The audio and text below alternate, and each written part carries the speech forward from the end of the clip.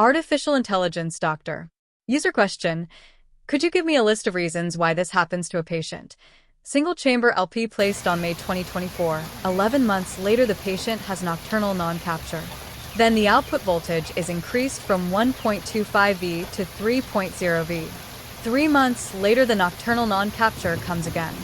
4 months later, 18 months after LP placement, nocturnal non-capture goes away without no medical intervention or output voltage increase. ChatGPT said, here's a structured list of possible reasons why a patient with a single-chamber leadless pacemaker, LP, might experience the timeline you described. 1. Leadless pacemaker, tissue interaction, endocardial healing and fibrosis. After implantation, the interface between the device electrode and myocardium undergoes gradual fibrosis, which can increase capture thresholds at 6 to 12 months. Fibrotic remodeling reversal.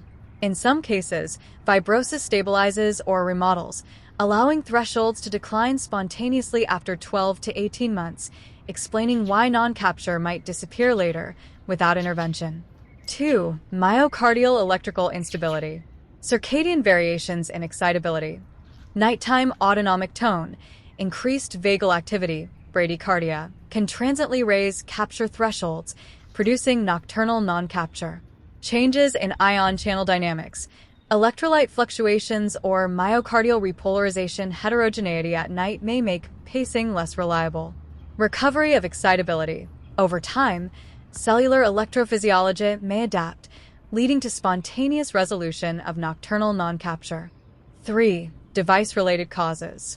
Battery output and safety margins.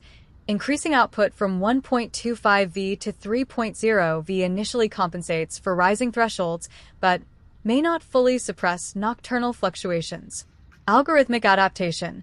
Some leadless devices automatically adjust sensing/pacing margins over time, which might contribute to recovery without human intervention. Microdislodgement versus microrecede.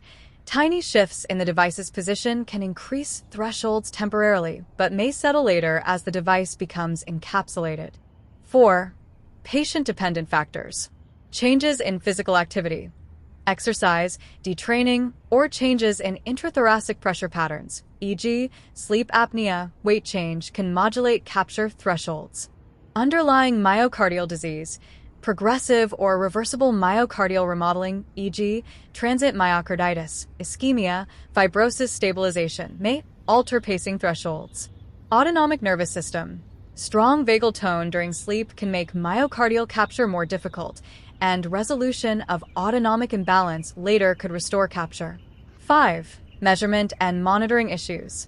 Intermittent true versus apparent non-capture. Some non-capture episodes may reflect sensing misclassification, fusion/pseudo-fusion beats at night.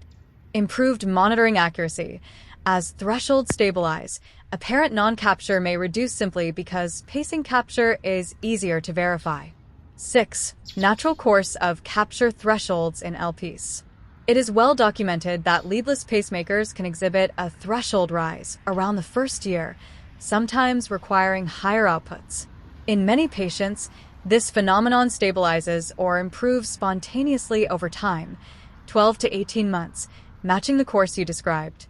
In summary, the patient's pattern, non-capture at 11 and 14 months, spontaneous resolution at 18 months, is most consistent with transient threshold rise due to fibrotic healing, circadian threshold fluctuations, and autonomic influences, followed by long-term stabilization of the electrode, myocardium interface.